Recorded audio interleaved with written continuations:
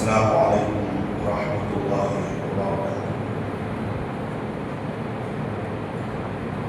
إن الحمد لله نحمده ونستعينه، من يهده الله فلا مضل له ومن يضلل الله فلا هادي له، وأشهد أن لا إله إلا الله وحده لا شريك له، وأشهد أن محمدا عبده ورسوله. فأعوذ بالله من الشيطان الرجيم. بسم الله الرحمن الرحيم. فإن حاجوك فقل أسلمت وجهي لله ومن اتبعني وقل للذين أوتوا الكتاب والأميين أأسلمتم فإن أسلموا فقد اهتدوا وإن تولوا فإنما عليك البلاغ والله بصير بالعباد. اللهم صل على محمد وعلى آل محمد كما صليت على إبراهيم وعلى آل إبراهيم إنك حميد مجيد. اللهم بارك على محمد وعلى آل محمد كما باركت على إبراهيم وعلى آل إبراهيم إنك حميد مجيد. கண்ணியத்திற்கும் ஆண்களுக்கும் எல்லாம் வல்ல அல்லாஹ்வின் நல்லடியார்களே, அல்லாஹ்வுடைய பேரருளால் சிறப்புமிகு ஜும்ஆவுடைய இந்த தினத்திலே மகத்துவம் வாய்ந்த ஜும்ஆ தொழுகையை நபி வழியில் நிறைவேற்ற வேண்டும். ஜும்ஆ உரையை செவிமடுத்து இஸ்லாமிய விழிப்புணர்வையும் ஈமானிய புத்துணர்வையும் பெற வேண்டும் என்ற ஒரு உயரிய நோக்கத்தோடு அல்லாஹ்வுடைய திருப்பள்ளியை நோக்கி நாம் அனைவரும் வருகை புரிந்திருக்கும் இந்த சமயத்திலே ஜும்ஆவுடைய முன்னுரையில் நான் உங்களிடத்தில் வாசித்து காட்டிய அருள்மறை குர்ஆனுடைய அந்த திருவசனம் என்பது குர்ஆனுடைய 3வது அத்தியாயம் சூரத்து ஆல இம்ரானிலே இடம்பெறுகின்ற 20வது வசனம். அல்லாஹ் ரப்பல் ஆலமீன் அந்த திருவசனத்தின் வாயிலாக அழகிய ஒரு போதனையை, மிகப்பெரிய ஒரு கடமையை நமக்கு எடுத்துச் சொல்கிறார். அல்லாஹ் சொல்றான், ஃபைன் ஹாஜூக, தூதரே முஹம்மதே, இந்த மார்க்கத்தை, இந்த மார்க்கத்தினுடைய சிறப்பு அம்சங்களை, இதிலே உள்ள வாழ்வியலையும் கொள்கை திட்டங்களையும் அந்த மக்களுக்கு முன்னால், யார் இன்னும் ஏற்கவில்லையோ அவர்களுக்கு முன்னால் எடுத்து வைக்கக்கூடிய அந்த சமயத்திலே அவர்கள் இந்த கொள்கைக்கு எதிராக உங்களிடத்தில் தர்க்கம் செய்தால், விதண்டாவாதங்கள் செய்தால் அவர்களிடத்தில் நீங்கள் தெளிவாக அறிவியுங்கள். ஃபகுல், அவர்களிடத்தில் சொல்லுங்கள், அஸ்லம்து வஜ்ஹிய லில்லாஹ், அல்லாஹ்வுக்காக, எல்லாம் வல்ல இறைவனுக்காக என்னுடைய முகத்தை நான் பணிய செய்து விட்டேன். வமன் இத்தபஅன், யார் என்னை பின்பற்றக்கூடியவர்களாக இருக்கிறார்களோ அவர்களும் தங்களுடைய முகங்களை அல்லாஹ்வுக்கு முன்னால் பணிய செய்து விட்டார்கள். வகுல் லில்லதீன ஊதுல் கிதாப வல் உம்மீயின், வேதம் கொடுக்கப்பட்டிருக்கிறார்களே, ஏற்கனவே வேதங்களையும் வேதங்களுடைய கொள்கை திட்டங்களையும் பெற்று இருக்கிறார்களே அவர்களிடத்திலையும், வல் உம்மீயின், எழுத்தறிவு இல்லாத, படிப்பறிவு இல்லாத மக்களிடத்திலையும் நீங்கள் சொல்லுங்கள், அஸ்லம்தும், இந்த இஸ்லாத்தை ஏற்றுக்கொள்ளுங்களே, இஸ்லாத்தை வாழ்க்கை நெறியாக நீங்கள் ஏற்றுக்கொண்டீர்களா? கேள்வி கேளுங்க. ஏன் நீங்கள் எடுத்து கேள்வி கேட்கக்கூடிய அளவிற்கு அவ்வளவு சிறப்பம்சங்கள் இதற்குள்ளே இருக்கிறது. செதுக்கிய புறத்திலிருந்து உங்களுக்கு கொடுக்கப்பட்டிருக்கிறது. ஆகவே வேதம் கொடுக்கப்பட்டவர்களிடத்தில் கேளுங்கள். உம்மீன்களாக, எழுத்தறிவு படிப்பறிவு இல்லாத மக்களிடத்திலையும் கேளுங்கள், அஸ்லம்தும், நீங்கள் இஸ்லாத்தை ஏற்றுக்கொண்டீர்களா?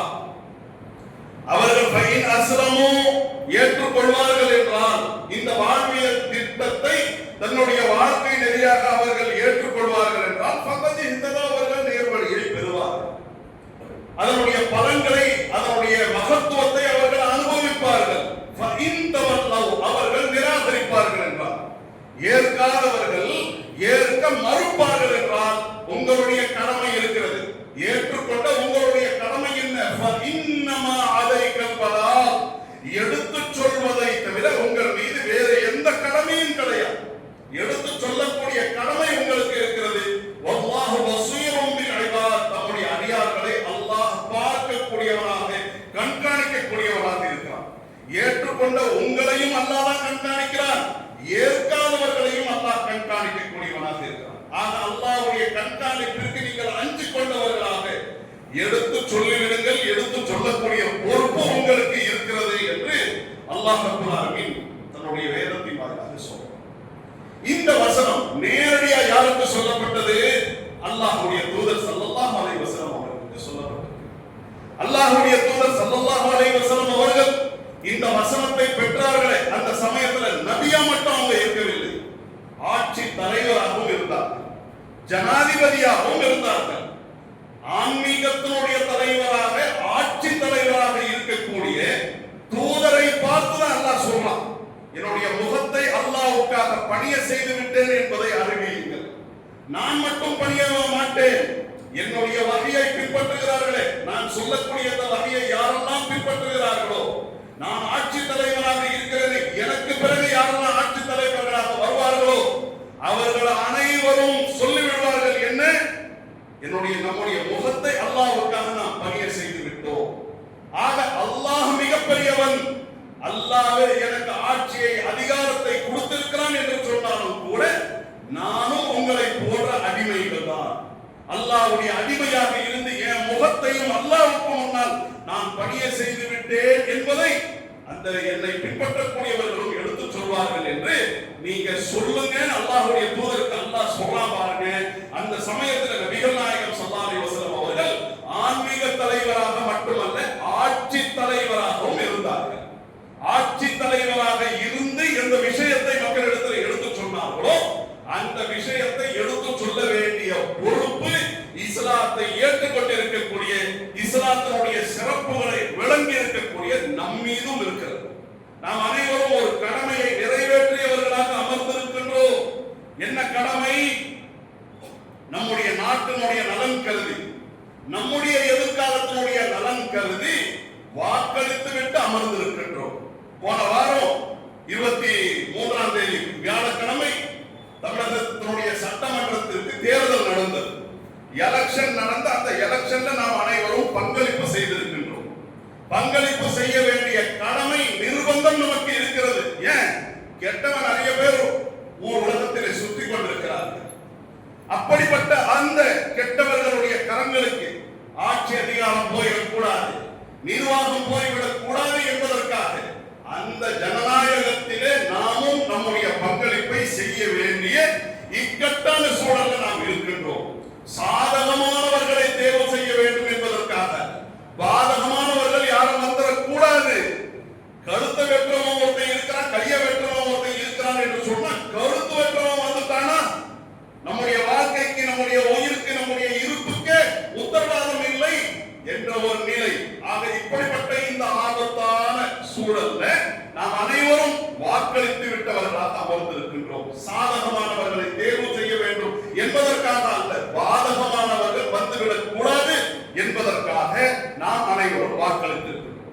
வாக்களிப்பு என்பது ஒரு ஜனநாயக கடமை, ஒரு மக்களாட்சியினுடைய மகத்துவம், மக்களாட்சிக்கு நாம செய்யக்கூடிய பங்களிப்பு, ஒரு விரல் புரட்சி, ஜனநாயகத்தினுடைய அந்த கடமை, அதே விதமா வாக்குங்கிறதுடைய உரிமை, என்னென்னமோ நமக்கு எடுத்து சொல்லப்படுகிறது. எல்லாம் எதுக்கு? வாக்களிக்க வேண்டும், 100% வாக்களிப்பு இருக்க வேண்டும் என்பதற்காக நமக்கு ஊக்கம் அளிக்கப்படுகிறது. அந்த ஊக்குவிப்பிற்கு நாமும் அந்த தாக்கத்திற்கு ஆளானவர்களாக நாம் எல்லாரும் ஓட்டு போடக்கூடிய ஒரு வழக்கம் நம்மிடத்துல வந்திருக்கிறது. தமிழ்நாட்டில் இதோ இந்த முறை நடந்த இந்த எலெக்ஷன்ல 85% வாக்கு பதிவு செய்யப்பட்டிருக்கிறது, 85% வாக்கு பதிவாகி இருக்கிறது என்பதெல்லாம் நாம கண்கூடாக பார்க்கிறோம். இப்ப இந்த தேர்தல்ல, நடந்த இந்த தேர்தல் 4 முறை போட்டி, 5 முறை போட்டி, நிறைய சுயேட்சைகள் எல்லாம் போட்டியிட்டு 6 முறை போட்டி என்றெல்லாம் வந்தது. அந்த தேர்தலில் நாம் அனைவரும் பங்களிப்பை செய்திருக்கின்றோம். இப்ப நாம யாருக்கெல்லாம் ஓட்டு போட்டோமோ அவர்கள்லாம் என்ன? கட்சிகளாக இருக்கிறார்கள். அந்த கட்சிகள் கூட்டணியை அமைத்திருக்கிறார்கள், அவர்களுக்கென்று சின்னம். இப்ப இந்த மாதிரியான இந்த கட்சிகள்லாம் யார்? இவர்கள் அரசியல் கட்சிகளாக இருக்கிறார்கள். அப்ப அரசியல் என்பது என்ன? இதை நாம விளங்க வேண்டும். இஸ்லாமிய மார்க்கம் அனைத்தையும் விலாவாரியாக விளக்கி நமக்கு சொல்கிறது. விளக்கியதை அல்லாஹ் நமக்கு சொல்லி இருக்கிறாரோ, அல்லாஹ்வுடைய தூதர் நமக்கு சொல்லி இருக்கிறார்களோ அதை நாம் விளங்க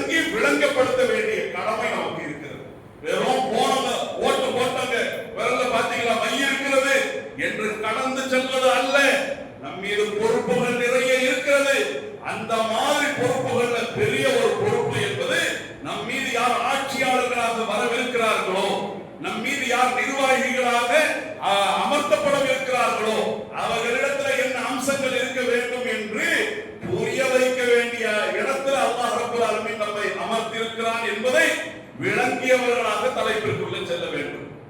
இப்ப அரசியல்ங்கிறாங்கல்ல, அது என்ன? அரசு நிர்வாகத்தை கவர்மெண்டை முன்னெடுப்பதற்குரிய ஒரு கொள்கை தான் அரசியல் என்றால். அதனுடைய விளக்கம் என்னன்னா, கூட்டு வாழ்க்கையை ஒழுங்குபடுத்துவது. நாம் எல்லாம் மனிதர்களாக இருக்கிறோம், மிருகங்களாக இல்லை. காட்டுல தனியா இருந்துட்டு போயிடலாம் இருக்காது. இல்லை, நாம் அனைவரும் மனிதர்களாக இருக்கிறோம் என்று சொன்னால் நாம் அனைவரும் சமூக பிராணியாக இருக்கிறோம். ஒரு சோசியல் அனிமலாக இருக்கக்கூடிய இந்த நிலையில நாம் எல்லாரும் நம்முடைய வாழ்க்கையை கூட்டாக குடும்பமாக இருக்கிறோம், அதே விதமாக சமூகமாக இருக்கிறோம். அப்படிப்பட்ட இந்த சமூகமாக இருக்கக்கூடியவர்கள் பெரும் மக்கள் திரளாக இருக்கக்கூடிய இந்த நிலையில ஒருவர் மற்றவருடைய அந்த உரிமைகளை சரியான விதத்திலே கொடுக்க வேண்டும். அப்ப அந்த அரசியல், அந்த கூட்டு வாழ்க்கையை ஒழுங்குபடுத்துவதனுடைய சட்டங்கள் திட்டங்களை இயற்றி நடைமுறைப்படுத்தக்கூடிய இடம்தான் அரசு. அரசியலில் இருந்துதான் அரசு, பாலிடிக்ஸில் இருந்துதான் கவர்மெண்ட் அப்படிங்கிறத நாம தெளிவாக விளங்கிக் கொள்ள வேண்டும். இதை சுருக்கமா நாம புரிய வேண்டும் என்று சொன்னால், யாருக்கு என்ன எங்க எப்போது கிடைக்கிறது என்பதை தீர்மானிக்கக்கூடிய ஒரு விஷயம் தான். அப்ப அந்த செயல் திட்டத்தில் என்ன வரும்? மக்கள் அனைவரும் இருக்கிறார்கள் என்றால் அவர்களிடத்தில் சமூக நீதி உறுதிப்படுத்தப்பட வேண்டும். என்ன வளங்கள் இருக்கிறதோ, அது பொருளாதார வளமாக இருக்கட்டும், பொருள் வளமாக இருக்கட்டும், அதை பகிர்ந்து கொடுக்க வேண்டும். சட்டம் ஒழுங்கை சீர்படுத்த வேண்டும், நீதி பரிபாலனங்களை உயர்த்த வேண்டும். இதுதாங்க இந்த 4 விஷயம் தான் அரசியல்.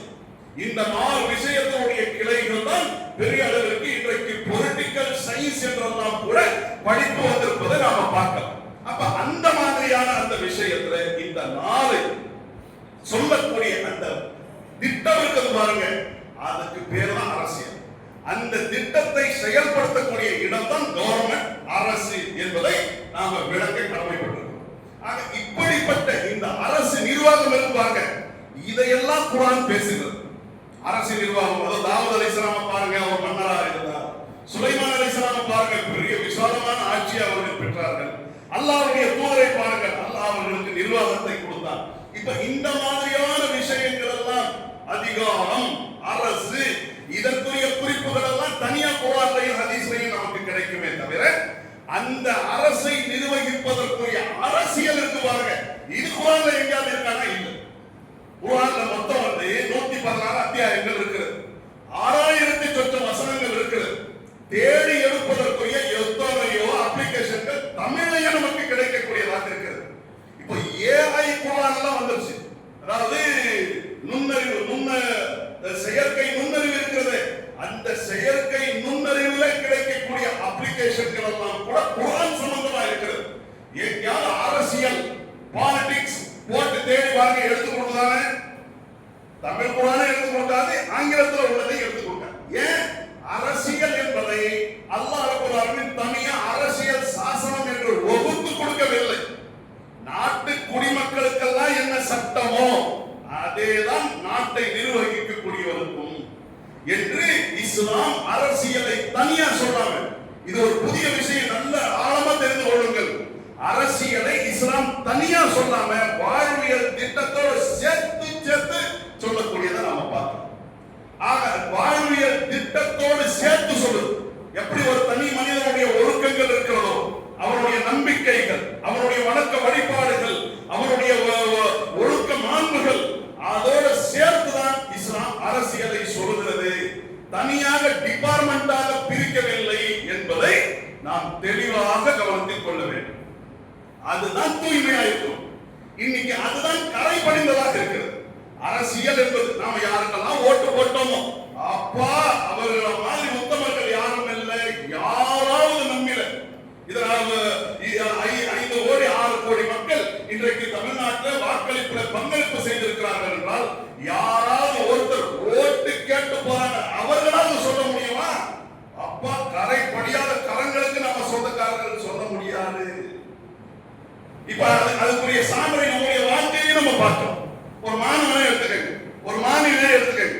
என்ன ஆவது உங்களுடைய திட்டம், என்ன உங்களுடைய இலக்கு, உங்களுடைய ஆம்பிஷன் என்ன என்று கேட்கக்கூடிய சமயத்துல டாக்டர் ஆகணும், இன்ஜினியர் ஆகணும், வக்கீல் ஆகணும், ஆசிரியர் ஆகணும், ஆடிட்டர் ஆகணும், ஆபீஸ் ஆகணும், ஆலிம் ஆகணும், ஏதோ மார்க்க ரீதியாக உலக ரீதியாக எத்தனையோ இருக்கிறது. விஞ்ஞானி ஆக வேண்டும், இதெல்லாம் சொல்றாங்களே தவிர எந்த மாணவனால் எந்த மாணவியால் நான் அரசியல்வாதியாக வேண்டும், நான் பாலிட்டிஷியனாக ஆக வேண்டும் ஒருவர் சொல்ல நம்ம பார்த்தோமா? நூத்துல இல்ல, ஆயிரங்கள்ல உள்ள மாணவ மாணவிகள் யாராவது சொல்ல முன் வர்றாங்களா? இல்ல.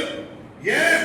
நம்முடைய புரிதல் என்பது அரசியலுக்கு ஒரு சாக்கடைங்க, அரசியல் என்பது ஒரு சாபக்கேடு என்று நாம போன பாத்துல சொல்றோம். அது அரசியல், ஐயோ அரசியலா என்னங்க இந்த அரசியலை போய் சும்மாவில பேசிக் கொண்டிருக்கிறார்கள். அரசியல் என்பதை இன்னைக்கு டாபிக்கா எடுத்திருக்கிறாங்க.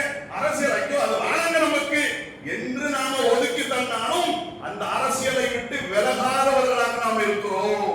அந்த அரசியல் நமக்கு வேணா என்று நாம ஒதுக்கி தந்தாலும் அந்த அரசியல் என்பது நம்மை நிர்வகிக்கக்கூடியதாக இருக்கிறது. ஒரு அரசியல்வாதி வந்து தீர்மானிக்கக்கூடிய விஷயம் அது நமக்கு சாதகமாகவோ பாதகமாகவோ மாறக்கூடியதாக இருக்கிறது. அவன் ஒரு திட்டத்தை கொண்டு வர்றான்னா அதனுடைய பலன்கள் நம்மை வந்து அடையக்கூடியதாக அல்லது நமக்கு பாதகமாக மாறக்கூடியதாக இருக்கிறதா இல்லையா? என்னதான் நாம விலகி இருந்தாலும் அது நம்மை ஆதிக்கம் செலுத்தக்கூடியதாக இருக்கிறது. 4 5 10 11 என்ற ஒரு நிலையில தான் நாம் இந்த உலகத்திலே இருக்கிறோம் பாருங்க. நம்முடைய தேசத்திலே நம்முடைய மாநிலத்திலே நாம் இருக்கிறோமே. இந்த சமயத்திலே இஸ்லாம் அரசியலை தனியா சொல்லல, வாழ்வியலோடு சேர்த்துதான் நமக்கு சொல்லக்கூடியதாக இருக்கிறது. நாட்டு குடிமக்கள் எல்லாம் எப்படி அல்லாஹ்வுடைய அடிமையோ, நாட்டை நிர்வகிக்கக்கூடியவர்களும் அல்லாஹ்வுடைய அடிமைதான். இதை எப்படி எல்லாம் சொல்வதுங்கிறதுக்கு ரொம்ப ஆதாரங்கள் இருந்தாலும் ஜும்மாவுடைய சுருக்கமான இந்த நேரத்தில் உங்களிடத்தில் சில விஷயங்களை நான் பதிய வைக்கிறேன். இப்ப இன்றைக்கு அரசியல் என்பது எப்படி இருக்கிறது? வஞ்சகம் கொண்டதாக, மோசடி கொண்டதாக, அதே போல ஊழல் நிறைந்ததாக, பிளவுபடுத்தக்கூடியதாக, தனி மனித பிம்பங்களை கட்டமைக்கக்கூடியதாக இப்படியெல்லாம் இருக்குது பாருங்க. இதை இஸ்லாம் எப்படி சொல்கிறது என்பதை நாம் கவனத்தில் கொண்டு பார்க்க கடமைப்பட்டோம். நபி யூசுப், நபிமார்கள் நமக்கு முன்மாதிரிகள். நபி யூசுப் அலைஹிஸ்ஸலாத்து வஸலாம், யூசுப் அலைஹிஸ்ஸலாம் அவர்கள் இப்ராஹிம் அலைஹிஸ்ஸலாம் அவர்களுடைய பாரம்பரியத்தில் வரக்கூடியவர். ரசூலுல்லாஹ் இடத்தில் கேட்கிறாங்க, அல்லாஹ்வுடைய தூதர், பாரம்பரிய அடிப்படையில் ஒருவருக்கு சிறப்பு இருக்கிறது என்று நீங்கள் சொல்வீர்கள் என்றால் யாருக்கு இருக்கிறது? அல்லாஹ்வுடைய தூதர் ஸல்லல்லாஹு அலைஹி வஸல்லம் சொன்னார்கள், யூசுஃப்க்கு இருக்கிறது. ஏன்? அவரும் நபி, அவருடைய தந்தை யாக்கூப் அவர்களும் நபி, யாக்கூபுடைய தந்தை இப்ராஹிம் இஸ்ஹாக் அவர்களும் நபி, இஸ்ஹாக்குடைய தந்தை இப்ராஹிம் அலைஹிஸ்ஸலாம் அவர்களும். அப்ப பாரம்பரிய அடிப்படையிலே யூசுஃபும் நபி, அவருடைய தந்தை நபி, அவர்களுடைய பாட்டனார் நபி, அவர்களுடைய கொள்ளு பாட்டனார் நபி. அப்ப அந்த மாதிரி உள்ள யூசுப் அலைஹிஸ்ஸலாத்து வஸலாம் அல்லாஹ் அவர்களுக்கு ஒரு பெரிய நிர்வாகத்தை வழங்கினார். எகிப்துடைய ஒரு அரசாட்சியினுடைய ஒரு பகுதியை அல்லாஹ் அவர்களுக்கு தந்தார். என்ன? இஜஅல்னி அலா ஹஸாயினில் அர்த். அவர்கள் அடிமையாக விற்கப்பட்டு அதற்கடுத்து அல்லாஹ் அவர்களுக்கு சுதந்திரத்தை கொடுத்து பல சதி வலைகளை விட்டெல்லாம் அல்லாஹ் அவர்களை காப்பாற்றி ஒரு பொருளாதாரத்தை நிர்வகிக்கக்கூடிய, நிதி ஆதாரங்களை நிர்வகிக்கக்கூடிய ஒரு பெரிய பொறுப்பை அல்லாஹ் அவர்களுடைய கரத்திலே தருகின்றார். ஒரு நிதி அமைச்சர். எப்படிப்பட்ட நிதி அமைச்சர்? கட்டுப்பாடு உள்ளவர் இல்லை, சுயாட்சி கொண்டவர், சுய அதிகாரம் கொண்டவர். அவர் தன்னுடைய துறையில என்ன வேணாலும் தீர்மானிக்கிறாங்கிற அளவிற்கு உள்ள அதிகாரத்தை பெற்றவர் அந்த யூசுப் அலைஹிஸ்ஸலாத்து வஸலாம். அந்த நிதி ஆதாரம் கொண்ட அந்த நிர்வாகத்திற்கு வருகிறார்கள். அப்படியே செழிக்கிறது, நிர்வாகத்தை முன்னெடுக்கிறார்கள், நிறைய விஷயங்களை கற்கிறார்கள், நிறைய மெச்சூரிட்டி கிடைக்கிறது. அதற்கு அடுத்து தனக்கு துரோகம் செய்த சகோதரர்களை எல்லாம் கூட அவர்கள் வர வைக்கிறார்கள். பெரிய நீண்ட விஷயங்கள் குர்ஆனிலே அல்லாஹ் 12வது அத்தியாயத்தில் பதிய வைக்கிறார். ஆரம்பிக்கும் போது ஒரு நபியுடைய வரலாறை மொத்த சூறாவில் சொல்லி இருக்கிறானா, சூரத்து யூசுப் மட்டும் தான் அந்த மாதிரி நீங்க பார்க்கணும். வேற நபிமார்களுடைய அந்த வரலாறு அல்லாஹ் அப்படி சொல்லல. மூசா அலைஹிஸ்ஸலாம் அவர்களை பத்தி குர்ஆன் நிறைய பேசுகிறது. எங்க பேசுது? சூரத்து பக்ரால கொஞ்சம், சூரத்து ஆல இம்ரான்ல கொஞ்சம், அது அந்த சூறாவுல கொஞ்சம், இந்த சூறாவுல கொஞ்சம், 28வது சூறாவுல கொஞ்சம் என்றெல்லாம் இருக்கு பாருங்க. அந்த மாதிரி இல்லாம யூசுப் அலைஹிஸ்ஸலாம் அவர்களுடைய அவர்களுடைய வாழ்க்கை சம்பவத்துல நமக்கு பாடம் படிப்படையாக உள்ள எல்லா விஷயத்தையும் ஒரே சூறாவில் அல்லாஹ் சொல்றான். எப்படி சொல்றான்? நஹ்னு நக்ஸு அலைக அஹ்ஸனல் கஸஸ், செய்திகளையே வரலாறுகளையே மிக அழகிய வரலாறை உங்களுக்கு சொல்லுகின்றோம் என்று தொடங்கி அல்லாஹ் சொல்றான். அப்ப நபி யூசுப் அலைஹிஸ்ஸலாத்து வஸலாம் அவர்கள் நிதி ஆதாரம் கொண்ட அந்த துறைக்கு ஒரு சுயாட்சி கொண்ட அமைச்சராக அவர்கள் இருக்கிறார்கள். இருக்கக்கூடிய அந்த சமயத்தில் தன்னுடைய சகோதரர்களை எல்லாம் வர வைத்துக் கொள்கிறார்கள். தங்களுடைய பெற்றோர்கள் வேறு தேசத்துல இருக்கிறாங்க, அவர்களையும் வர வைத்துக் கொள்கிறார்கள். எல்லாம் இருந்து அதிகாரத்தினுடைய உச்சம் மிடுக்கு. அதாவது அவர்களுக்கு கீழே தான் நம்முடைய பெற்றோர்கள், அவங்களுடைய சகோதரர்கள் துரோகம் செய்த அவர்களுடைய சகோதரர்கள் இன்னைக்கு அவங்களுடைய கட்டுப்பாட்டை வந்துட்டாங்க. நாட்டினுடைய நிதி நிர்வாகம் என்பது அவர்களுடைய கட்டுப்பாட்டில் இருக்கிறது. அப்படிப்பட்ட அந்த முடிவெடுக்கக்கூடிய இடத்துல இருந்த நபி யூசுப் அலைஹிஸ்ஸலாம் அவர்கள் அல்லாஹ்விடத்தில் துஆ செய்தார்கள். ஒரு துஆவை நான் காட்டுறோம். அதற்குள்ள அரசியல் என்பது எப்படிங்கிறது பெரிய விஷயமாக இருக்கு. அல்லாஹ் சொல்றான், அல்லாஹ்விடத்தில் அவர்கள் கேட்டதாக குர்ஆன் பதிவு செய்கிறது. 12வது அத்தியாயத்தில் பார்க்கலாம். ரப்பி கத் ஆதைதனி மினல் முல்க், இந்த அரசாட்சியை இறைவா நீதான் வழங்கியிருக்கிறாய். எனக்கு மன்னர் கொடுத்ததெல்லாம் இரண்டாவது. யார் கொடுத்தது? இந்த அரசாட்சியை நீ வழங்கி இருக்கிறாய். ஒரு நிர்வாகிக்கு, ஒரு அரசியல்வாதிக்கு, ஒரு அரசை முன்னெடுக்கக்கூடியவருக்கு, ஒரு முதலமைச்சருக்கு, முதலமைச்சர் கீழே உள்ள அமைச்சர்களுக்கு எல்லோருக்கும் அவங்களுடைய உள்ளத்திலே இருக்க வேண்டிய ஆழமான விஷயம். எவ்வளவு பெரிய அரசியலை சொல்லுங்க பாருங்க. போற போக்குல இதெல்லாம் ஆழமாக உற்று நோக்கி நாம படித்தால் கிடைக்கக்கூடிய விஷயங்கள், உங்களுக்கு அரசியல் சாசன புத்தகங்கள்ல கிடைக்காத விஷயங்கள்லாம் இந்த குர்ஆனிலே கிடைக்கும். ஒவ்வொரு வார்த்தைக்குள்ள அது ஒளிந்திருக்கும். அல்லாஹ்வுடைய மகத்தான அந்த செய்திகளை முற்று நோக்கி பார்த்து உள்வாங்கியவர்களாக இதையெல்லாம் நாம படிக்க வேண்டும். அப்ப யூசுப் அலைஹிஸ்ஸலாம் துஆ செய்றாங்க, ரப்பி கத் ஆதைதனி மினல் முல்க், இந்த அரசாட்சியை இறைவா நீ வழங்கி இருக்கிறாய். கத் ஆதைதனி மினல் முல்க் வஅல்லம்தனி மின் தஅவீலில் அஹாதீஸ், ஆட்சி அதிகாரத்தை முன்னெடுப்பதற்குரிய செய்திகள், அதனுடைய உள் விளக்கங்களை நீ எனக்கு புரிய வைத்திருக்கிறாய். அப்ப நீ புரிய வைத்திருக்கிறாய்னா அப்ப வேத வரிகள் அல்லாஹ் சொல்லி இருக்கிறான். சொன்னதை இவர்கள் விளங்கி இருக்கிறார்கள். வஅல்லம்தனி மின் தஅவீலில் அஹாதீஸ் ஃபாத்திரஸ் ஸமாவாதி வல் அர்த், வானங்கள் பூமியை நிர்வகிக்கக்கூடியவன், படைத்தவன் நீதான் யா அல்லாஹ். வானங்கள் பூமிக்கு மட்டுமல்ல, ஆனந்த வலியி ஃபித் துன்யா வல் ஆখিরা, இந்த உலகத்திலேயும் இந்த உலகத்திற்கு பிறகு உன்னிடத்துல பரிசை பெறக்கூடிய, என்கிட்ட பரிசை பெறக்கூடிய எத்தனையோ ஆயிரக்கணக்கான குடிமக்கள் இருக்கிறார்கள். அந்த குடிமக்களுக்கெல்லாம் நான் வழங்குகிறேன். நிதி ஆதாரங்களே, நிதி கருவூலங்களே என்னிடத்தில் இருக்கிறது என்பதற்காக தனக்கால் புரியாம ஆளக்கூடியவன் இல்லை யா அல்லாஹ். இதோ இந்த உலகத்திலே நான் ஆட்டம் போட்டால் உன்னுடைய மறுமை என்பது இருக்கிறது, அங்க வந்து நான் சிக்கிறேன். அதனால இந்த உலகத்திலேயே நீ பொறுப்பாளன், மறுமையிலையும் நீ பொறுப்பாளனாக இருக்கிறாய் சொல்லிட்டு அதற்கடுத்து அவங்க துஆ செய்றாங்க, தவஃபனி முஸ்லிமன். ஒரு ஆட்சியாளராக இருந்து அவங்க செஞ்ச துஆவுல எவ்வளவு பெரிய அரசியல் அல்லாஹ் நமக்கு கற்றுக் பாருங்க. தவஃபனி முஸ்லிமன், இறைவா இந்த உலகத்துல வாழுகின்ற சமயத்துல ஒரு பெரிய நிதி அமைச்சராக நான் இருக்கிறேன், அப்படி மௌத்தா போறதை விட முஸ்லிமாக என்னை மரணிக்க செய்வாய். தவஃபனி முஸ்லிமன் வஅல்ஹிக்னி பிஸ்ஸாலிஹீன், சீர்படுத்தக்கூடியவர்களை என்னை நீ சேர்ப்பாயாக. அப்ப ஒரு அரசியல்வாதி என்பவன் சீரழிக்கக்கூடியவனாக இருக்கக்கூடாது, சீர்படுத்தக்கூடியவனாக இருக்க வேண்டும். ஒரு அரசியல்வாதி அவனுடைய கருத்தில் கொடுக்கப்பட்ட அந்த நிர்வாகம் என்பது ரப்பு இறைவன் கொடுத்த அதிகாரம். எவன் எல்லையற்ற அதிகாரங்களுக்கு சொந்தக்காரனாக இருக்கிறானோ, அதிபதியாக இருக்கிறானோ, அவன் எனக்கு ஒரு சின்ன அதிகாரத்தை கொடுத்திருக்கிறான். ஒரு மாநிலத்தினுடைய அதிகாரம், ஒரு மாவட்டத்தினுடைய அதிகாரம், ஒரு நகரத்தினுடைய அதிகாரம், ஒரு பகுதியுடைய, ஒரு வார்டுடைய அதிகாரத்தை அல்லாஹ் எங்களிடத்திலே கொடுத்திருக்கிறான் என்று எண்ண வேண்டும் நிர்வாகி. எண்ணினார் யூசுப் அலைஹிஸ்ஸலாம் எவ்வளவு பெரிய அரசியலாளர்கள் இருப்பார்கள். ரப்பி கத் ஆதைதனி மினல் முல்கி வஅல்லம்தனி மின் தஅவீலில் அஹாதீஸ், இந்த அரசாட்சியை நீ வழங்கி இருக்கிறாய் இறைவா, இதனுடைய உள் விஷயங்களை எல்லாம் நீ புரிய வைத்திருக்கிறாய். ஃபாத்திரஸ் ஸமாவாதி வல், வானங்கள் பூமியை நிர்வகிக்கக்கூடியவன், படைத்தவன் நீ, நான் உன்னுடைய படைப்பு. இந்த உலகத்திலேயும் மறுமையிலையும் இந்த உலகத்திலே நீ இந்த உலகத்தினுடைய அதிகாரத்தை நீ பகிர்ந்து மக்களுக்கு கொடுத்திருக்கிற. சின்ன சின்ன அதிகாரம் பெற்றவர்களாக மக்கள் இருக்கிறார்கள், பெரிய அதிகாரம் உங்களில் இருக்கிறது. நாளைக்கு மறுமையில பெரிய அதிகாரம் சின்ன அதிகாரம் உன் கையில மட்டும்தான். லில்லாஹில் வாஹிதில் கஹார், ஏகனாகிய அடக்கி ஆளக்கூடிய அல்லாஹ்வுக்கு மட்டுமே மறுமையினுடைய மொத்த விஷயங்களும் சொந்தமானதாக இருக்கிறது. அப்ப அன்னைக்கு நாளை மறுமையில நான் சிக்கிவிடக் கூடாது யா அல்லாஹ். அப்ப சிக்கிவிடக் கூடாது. நான் தவஃபனி முஸ்லிமோ வாலிஹத்தனி பிஸ்ஸாலிஹீன், வாழ்கின்ற காலத்துல மட்டுமல்ல மௌத்தா போகும்போது என்னை முஸ்லிமாக மரணிக்க செய்வாயா. நல்லவர்களிலே சீர்படுத்தக்கூடியவர்களை என்னை நீ ஆக்குவாயாக சொல்லிட்டு அல்லாஹ் சொல்றான். ذلك من انباء الغيب نوحيه, இவைகளெல்லாம் மறைவான விஷயங்கள், இதை உங்களுக்கு இறை செய்தியாக நாம் சொல்றோம். அவங்க செஞ்ச துவாவை ஏன் சொல்லணும்? அவங்க செஞ்ச துவாவை பெரிய அரசியல்வாதிகள் கற்க வேண்டிய விஷயம் இருக்கிறது, நீங்க கற்றுக் கொடுக்க வேண்டிய கடமை உங்களுக்கு இருக்கிறது என்பதற்காக அல்லாஹ் சொல்லுவோம். அதே விதமாக இருக்கிற ஒரு சில நிமிடங்கள் இன்னொரு ஆதாரம். நபி தாவூத் அலைஹிஸ்ஸலாம் அல்லாஹ் அவர்களுக்கு அரசாட்சியை கொடுத்தார். எப்படிப்பட்ட அரசாட்சி தெரியுமா?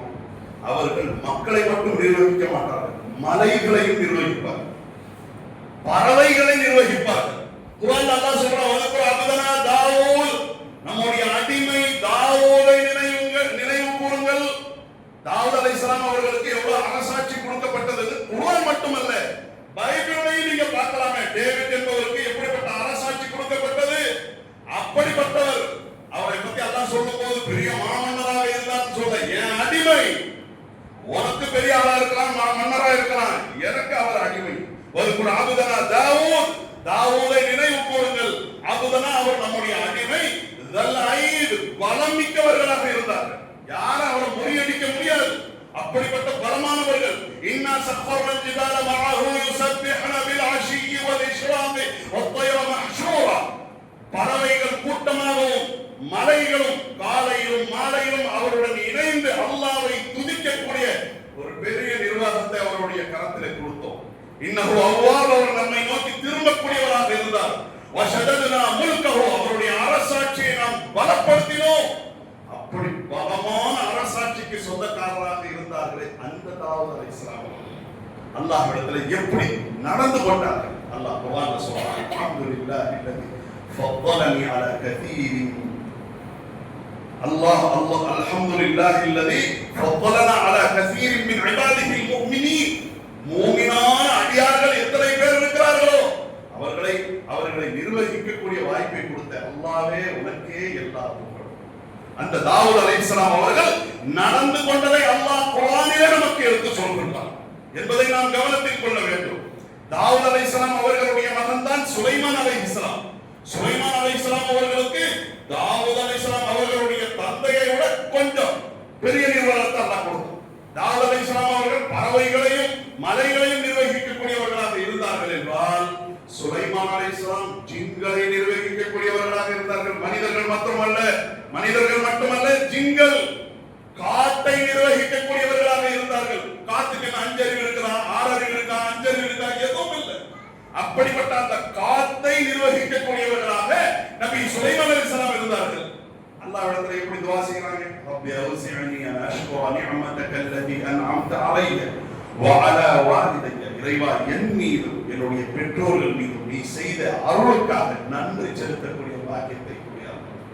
என்னதான் அரசாட்சியை பெற்றிருந்தாலும், மலைகளை நிர்வகிக்கக்கூடியதை கொடுத்திருந்தாலும், காத்தை நிர்வகிக்கக்கூடியதை மனிதர்கள் மட்டுமல்ல ஜின்களை நிர்வகிக்கக்கூடிய வாய்ப்பை நீ கொடுத்திருந்தாலும், நான் உன்னுடைய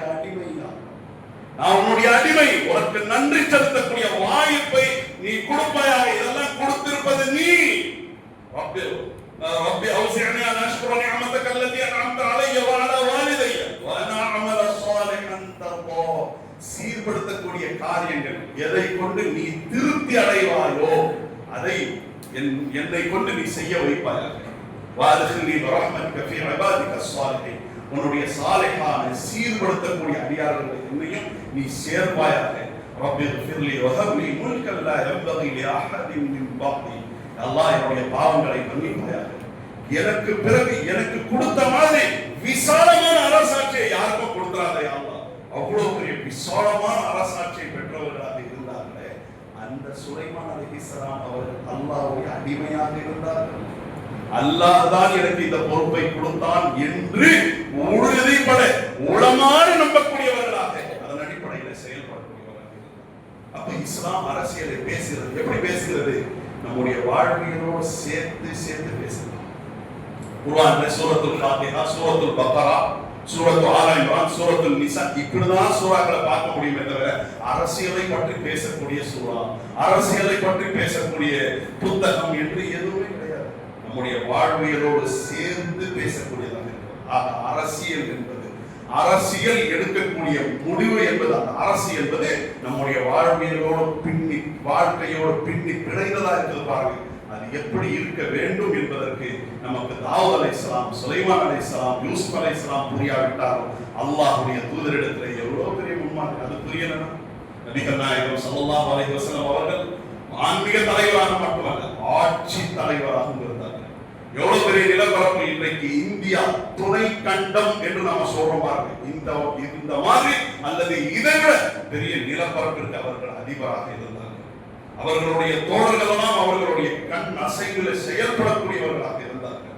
அப்படி வீரியமிக்க படை அவர்களிடத்தில் இருந்தது. பொருளாதார வளம் இருந்தது. பொருளாதார வளம் எவ்வளவு தெரியுமா? சொல்ல வேண்டும் என்றால் ஆரம்ப ரசூலுல்லாஹி ஸல்லல்லாஹு அலைஹி வஸல்லம் மதீனாவுக்கு போய் ஆட்சி அமைத்த ஆரம்ப அந்த காலகட்டங்கள்ல யாரேனும் மௌத்தா போயிட்டாங்கன்னா ஜனாசா வந்த உடனே ரசூலுல்லாஹ் கேட்பாங்க, இந்த ஜனாசாவின் மீது ஏதாவது கடன் இருக்கிறதா? கடன் இல்லைன்னா தொலை வச்சிருவாங்க. கடன் இருக்கிறது என்றால் அந்த கடனை அடைப்பதற்குரிய ஏதாவது சொத்தை அவர் விட்டுட்டு போயிருக்கிறாரா? இல்லை அல்லாஹ்வுடைய தூதரனா இந்த கடனை யாராவது உங்கள பொறுப்பேற்றுக் கொள்கிறீர்களா? பொறுப்பேற்றுனா தொலை வைப்பாங்க. யாரும் பொறுப்பேற்றுக் கொள்ளவில்லை அல்லது மௌத்தா போனவர் அந்த கடனை அடைப்பதற்குரிய சொத்தை விட்டு செல்லவில்லை என்று சொன்னா ஸல்லு அலா ஸாஹிபிக்கும், உங்க தோழருக்கு நீங்க தொழுகை நடத்தி கொள்ளுங்கள் ரசூலுல்லாஹி ஸல்லல்லாஹு அலைஹி வஸல்லம் அவர்கள் போய்வாங்க. இது ஆரம்பத்தில். பிறகு என்னாச்சு தெரியுமா? அல்லாஹ் ரப்பல் ஆலமீன் வெற்றிகளை தருகிறான். வெற்றி பொருட்கள் அவர்களுடைய கரங்களுக்கு வருகிறது. எந்த அளவுக்கு நான் வந்து கேட்கக்கூடியவர்களுக்கெல்லாம் அள்ளி அள்ளி கொடுக்கக்கூடிய அளவுக்கு. ஒரு கிராமவாசி வர்றார், 2 ஒட்டகங்களை ஓட்டிக்கொண்டு வந்து, முகமதே கேட்கறதே எப்படி? தூதரே இல்லை, யா முகமது, உங்க அப்பா மட்டும் சொத்தை கேட்கிற, உங்களுடைய அரசுடைய நிர்வாகத்தில் இருந்து 2 ஒட்டகத்தை கொண்டு வந்திருக்காங்க, காலியா இருக்கிறது, ஒட்டகம் சுமக்கக்கூடிய சுமையை எனக்கு கொடுங்க. ரசூலுல்லாஹ் கொடுத்து அனுப்புறாங்க. நாகரிகம் இல்லாதவர்களுக்கு அவர் அள்ளி வழங்கினார்கள் என்றால் கவனத்தில் கொள்ளுங்கள். அப்ப அவ்வளவு பெரிய நிதி நிர்வாகம் என்பதெல்லாம் அல்லாஹ்வுடைய தூதருடைய கரத்தில் இருக்கிறது. எந்த அளவுக்கு கேட்டீங்கன்னா, ஒரு காலகட்டத்தில் வந்த உடனே இந்த ஜனாசாவுக்கு கடன் இருக்கிறதா என்று கேட்டவர்கள் பிற்காலத்தில் கடன் இருக்கிறதா? ஆமானா அது எத்தனை லட்சம் எத்தனை கோடி இருந்தாலும் இந்த அரசு அடைக்கும் அந்த கடனை. இப்ப நான் இருக்கிறேன், பல லட்சங்களின் மீது கடன் இருக்கிறது, பல கோடிகள் இருக்கிறது என்று சொன்னா அதை அடைப்பதற்குரிய எந்த சொத்து பத்தும் என்னிடத்தில் இல்லை, அதை அடைப்பதற்கு எந்த பொறுப்பாளர்களும் இல்லை என்றாலும் கூட ரசூலுல்லாஹி ஸல்லல்லாஹு அலைஹி வஸல்லம் அவர்கள் இருப்பார்கள் என்று சொல்வாங்க. என் அரசு அதை அடைக்கும். இப்ப நாட்டு குடிமக்கள் வாங்கின கடன்களை எல்லாம் அரசு அடைக்கும் என்று சொன்னா எவ்வளவு பொருளாதாரம் இருக்க வேண்டும்? அவ்வளவு பெரிய பொருளாதாரம் இருந்ததே. அந்த பொருளாதாரத்தை தன்னுடைய கரத்திலே வைத்திருந்த அல்லாஹ்வுடைய தூதர் ஸல்லல்லாஹு அலைஹி வஸல்லம் அவர்களுடைய தனிப்பட்ட வாழ்க்கை எப்படி இருக்கு? ரசூலுல்லாஹி ஸல்லல்லாஹு அலைஹி வஸல்லம் அவர்கள் இந்த இந்தியா துணை கண்டத்தை விட பெரிய நிலப்பரப்பிற்கு அதிபராக இருந்தார்கள். எவ்வளவு சொத்து சேர்த்தாங்க தெரியுமா? 20 தலைமுறை இல்லைங்க, 200 தலைமுறைக்கு உட்கார்ந்து சாப்பிடுற அளவுக்கு சொத்து பத்தை சேர்த்தாங்க. அப்படி எங்காவது இருக்கிறதா? ஹதீஸ்ல நீங்க பார்க்கலாம். அல்லாஹ்வுடைய தூதர் ஸல்லல்லாஹு அலைஹி வஸல்லம் அவர்கள் மரணிக்கிறார்கள். சஹீஹுல் புகாரியுடைய 2739 ரசூலுல்லாஹி ஸல்லல்லாஹு அலைஹி வஸல்லம் அவர்கள் மரணிக்கிறார்கள். மா தரக திர்ஹமன் வலா தீனாரன் வலா அப்தன் வலா அமதன் வலா ஷைஅன். அல்லாஹ்வுடைய தூதர் ஸல்லல்லாஹு அலைஹி வஸல்லம் அவர்கள் அவரை மாமன்னர்னு நீங்க சொல்லிக்கலாம், பெரிய ஜனாதிபதின்னு சொல்லிக்கலாம், அதிபர் என்று சொல்லலாம். அப்படிப்பட்ட அந்த நிலையில இருந்தார்களே, அவங்க மௌத்தா போனார்கள். எந்த திர்ஹமையோ, திர்ஹம் என்றால் வெள்ளிக்காசு, தீனாரையோ தங்க காசையோ விட்டு செல்லவில்லை. எந்த ஆண் அடிமையோ எந்த பெண் அடிமையோ வலா ஷைஅன் எந்த விஷயத்தையும் அவர்கள் சொத்தாக விட்டு செல்லவில்லை. விட்டு சென்றார்கள் என்றால் 3 மட்டும்தான். இல்லா வகரத்துல் பைவா, அவர்களுக்கு போரிலே வெற்றி பொருளாக கிடைத்த வெள்ளை கோவேறு கழுதை. அதற்கடுத்து அவர்களிடத்தில் இருந்தது என்றால் ஒரு கவச ஆடை, போருக்காக பயன்படுத்தக்கூடிய ஒரு இரும்பு, தங்கத்தாலான, வெள்ளியாலான, வைரத்தாலானது இல்லை, தங்க இரும்பாலான கவச ஆடை.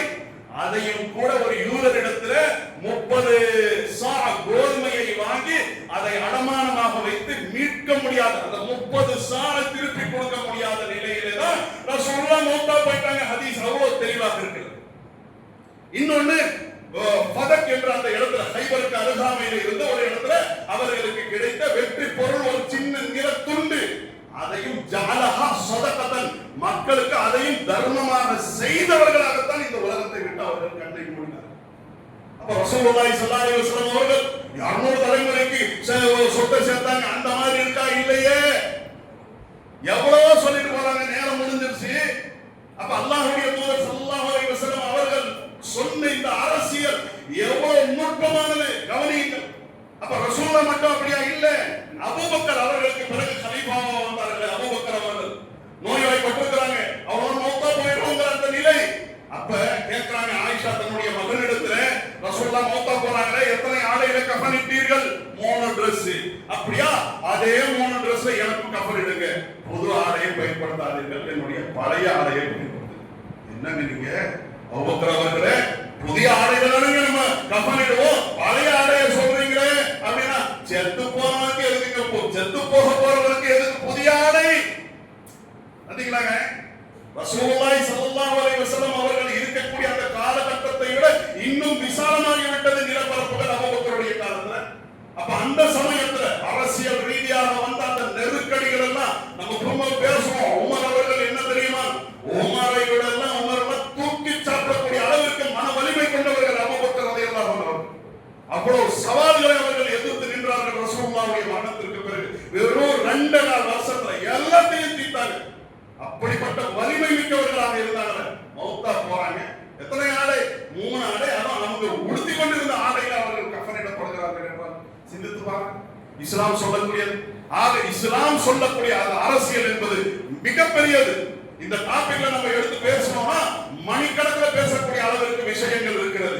2 விஷயத்தோடு நான் முடிக்கிறேன். இஸ்லாம் என்பது எப்படி சொல்றது தெரியுமா? அரசியலை எப்படி சொல்லுதுன்னா, அரசு என்பது, நிர்வாகம் என்பது, அதிகாரம் என்பது மொத்தமே அல்லாஹ்வுக்கு சொந்தமானது. அவன் யாருக்கு நாடுவானோ கொடுப்பான். அந்த அதிகாரம் அல்லாஹ்விடத்திலிருந்து பெற்றோம் என்ற அந்த எண்ணம் நிர்வகிக்கக்கூடியவர்களுக்கு இருக்க வேண்டும். அதற்கடுத்து இந்த நிர்வாகம் கொடுக்கப்படுகிறது. அது மாநிலத்துடையதாக இருந்தாலும் சரி, வட்டத்தினுடையதாக இருந்தாலும் சரி, மாவட்டத்தினுடையதாக இருந்தாலும் சரி, வார்டுடைய அதிகாரம் நம்முடைய களத்திலே கொடுக்கப்பட்டாலும் இது அல்லாஹ்வின் புறத்திலிருந்து கொடுக்கப்பட்ட அமானிதம். இதெல்லாம் நம்ம முஸ்லிம் ஏரியாவில் இருக்கிறோம். இங்க நம்மிலிருந்தே தேர்வு செய்யப்படக்கூடியவர்கள் எல்லாம் இருக்கிறார்கள். இந்த பஞ்சாயத்து எலெக்ஷன்கள் எல்லாம் அவர்கள் நடந்து கொள்ளக்கூடிய அந்த முறைகள் எல்லாம் சரிப்படுத்தணும். இந்த நிர்வாகத்தை நமக்கு கட்சி கொடுத்ததை விட, ஆட்சியாளர் கொடுத்ததை விட அல்லாஹ் நாளை நம்முடைய கரத்தில் கொடுத்திருக்கான். இந்த அமானிதம், இந்த அமானிதத்தை அல்லாஹ் நாளை விசாரிப்பான். எப்படி நடந்து கொண்டாய்? குடும்பத்தையே அல்லாஹ் விசாரிப்பானா? குடும்ப தலைவரை அல்லாஹ் விசாரிப்பானா? ஆட்சி அதிகாரத்தை கொடுக்கப்பட்டவர்களை அல்லாஹ் விசாரிக்க மாட்டானா?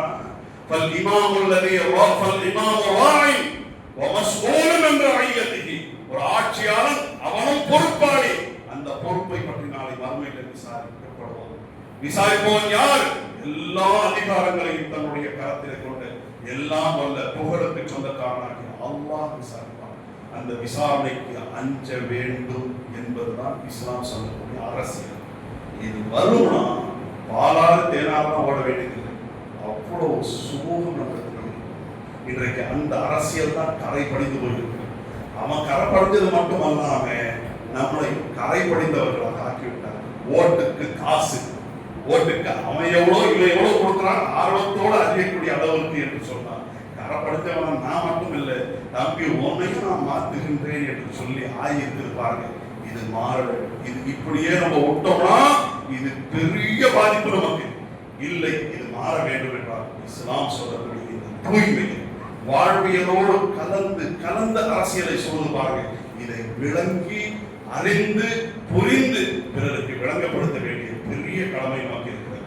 ஆக நாம யாருக்கு ஓட்டு போட்டோமோ அவங்க வந்தாலும் சரி வராவிட்டாலும் சரி, யாரோ புதியவங்க எந்த வரப்போறாங்க அந்த வரப்போறாங்கன்னு பணமெல்லாம் காட்டுறாங்க, யார் வருவதாக இருந்தாலும் சரி, இந்த திட்டம் அவர்களுடைய உள்ளத்தில் ஆழமாக இருக்கும் என்று சொன்னால் செழிக்கும் நிர்வாகம் என்பதை நாம் கவனத்தில் கொண்டு அதற்காக பணியாற்றக்கூடிய நல்ல மக்களாக நாம் இருக்க வேண்டும். அல்லாஹ் அருள் புரிவானாக.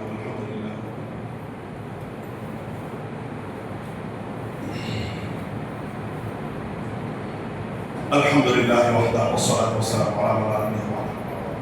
கணியத்திற்கும் மாண்புக்குரிய எல்லாம் அல்லாஹ்வின் நல்லடியார்கள். இன்றைக்கு இந்தியாவுடைய நிர்வாகம் என்பது பெரிய நெருக்கடியில் போய்கொண்டிருக்கிறது. அதிலையும் இந்தியாவிலேயே ஒரு தனித்த மாநிலமாக விளங்கக்கூடிய தமிழ்நாடு என்பதும் பல நெருக்கடிகள். அப்ப அதுல எந்த கெட்டவர்களும் வரக்கூடாதுங்கிறதுக்காக நாம ஓட்டு போட்டோம் பாருங்க, ஓட்டோட முடிஞ்சிடக்கூடாது. எல்லா கையேற்ற வேண்டும். அந்த கருத்து கணிப்பு இந்த எக்ஸிட் போல் என்ன, எக்ஸிட் போலாம் ஒரு பக்கம் இருக்கட்டும், தெரிஞ்சுக்கிட்டீங்கன்னா அதெல்லாம் ஓகே தள்ளுங்க. 4ஆம் தேதி வரப்போகிறது என்றால் 4ஆம் தேதிக்கு முன்னாடி எல்லா இடத்துல கையேந்தி வாசிக்க அல்லா நல்லவர்களை மக்கள் மீது இரக்கம் காட்டக்கூடியவர்களை நீ நம்முடைய ஆட்சியாளர்களாக நியமிப்பார்கள் என்று அல்லாஹ்விடத்தில் துஆ செய்யக்கூடியவர்களாக எந்த பாதகமானவனும் வந்துடக்கூடாது. அல்லாஹ் நம்மை படுகொலையில தள்ளக்கூடியவர்கள் வரக்கூடாது என்பதற்காக அல்லாஹ்விடத்தில் கையேந்த வேண்டிய கடமை நமக்கு இருக்கிறது. ரப்பனா லா தஜஅல் ஃபித்னத்தன் லில் ஸாலிமீன், அநியாயக்காரர்களுக்குரிய ஃபித்னாவாக நீ நம்மை ஆக்கிவிடாது. வனஜினா பிரஹ்மதிக மினல் கௌமில் காஃபிரீன், காஃபிர் கூட்டத்தை விட்டு, உன்னை நிராகரிக்கக்கூடிய, உன்னை மறுக்கக்கூடிய கூட்டத்தை விட்டு உன்னுடைய அருளை கொண்டு நீ நம்மை காப்பாற்றுவாய். குர்ஆனுடைய 10வது சூறாவில் இடம்பெறக்கூடிய 85, 86 ஃபிரௌனை விட்டு விடுதலை பெறுவதற்காக பனு இஸ்ரவேலர்கள் கேட்ட துஆ அல்லாஹ் குர்ஆனில் நமக்கு சொல்லி தருகிறான் என்றால் அல்லாஹ்விடத்தில் கையேந்த வேண்டிய கடமை நமக்கு இருக்கிறது. கையேந்தி விட்டோம், அதற்கு அடுத்து நாம ஒன்றை விரும்பணும், வேற ஒன்று வருகிறது என்று சொன்னால் அல்லாஹ் சொல்லக்கூடிய அந்த விஷயத்தை ஆழமா பதிய வைத்துக் கொள்ள வேண்டும். தூதரை சொல்லுங்கள், அல்லாஹும்ம மாலிகல் முல்க், அரசாட்சிகளுடைய அதிபதியே, துத்தில் முல்க மன் தஷா, நீ யாருக்கு நாடுகிறாயோ அரசாட்சியை வழங்குகிறாய். வதன்சிஉல் முல்க மிம்மன் தஷா, யாரிடத்தில் இருந்து நாடுகிறாயோ ஆட்சி அதிகாரத்தை பறித்து விடுகிறாய். துஇஸ்ஸு மன் தஷா, யாருக்கு நாடுகிறாயோ கண்ணியத்தை தருகிறாய். வதுதில்லு மன் தஷா, யாருக்கு நாடுகிறாயோ நீ இழிவை தருகிறாய். பியதிகல் கைர், அவருடைய கரத்திலே தான் எல்லா நல்லதும் இருக்கிறது. இன்னக அலா குல்லி ஷைஇன் கதீர், ஒவ்வொரு பொருளின் மீதும் நிலையான ஆற்றல் உள்ளவனாக நீ இருக்கிறாய் என்று அல்லாஹ் ரப்பல் ஆலமீன் சொல்லக்கூடிய ஆட்சி அதிகாரத்தை பற்றியான விஷயத்தை ஆழமாக பதிய வைத்துக் கொண்டு வருகிறார்கள். நாம் அதிகமாக எந்த கெட்டவரும் வந்துவிடக் கூடாது, இந்த சூழல்கள் கெட்டுவிடக் கூடாது என்பதற்காக துஆ செய்ய நாம் அனைவரும் கடமைப்பட்டிருக்கிறோம். ஓட்டு போட்டோம், முடிஞ்சு போச்சு, இல்லை, துஆ செய்ய வேண்டும். அதற்கடுத்து இந்த அரசியல் தூய்மையை அரசியல்வாதிகளுக்கு பாடம் நடத்த வேண்டிய பெரிய கடமை நமக்கு இருக்கிறது. அதை தான் அல்லாஹ் குர்ஆனுடைய 3வது அத்தியாயத்துடைய 20வது வசனத்தை 20வது வசனத்திலே குறிப்பிடுகின்றான். அதை மீண்டும் மீண்டும் நீங்கள் அனைவரும் ஜும்மாவுக்கு பிறகு அசை போட்டு பார்த்து அந்த கடமை உணர்வோடு செயல்படக்கூடியவர்களாக, இஸ்லாம் சொல்லக்கூடிய அந்த அரசியலை கற்கக்கூடிய நல்ல மக்களாக நாம் இருக்க வேண்டும். அல்லாஹ் அருள் புரிவானாக. அல்ஹம்துலில்லாஹி ரப்பில் ஆலமீன். வஸ்ஸலாமு அலைக்கும் வரஹ்மத்துல்லாஹி வபரகாத்துஹு.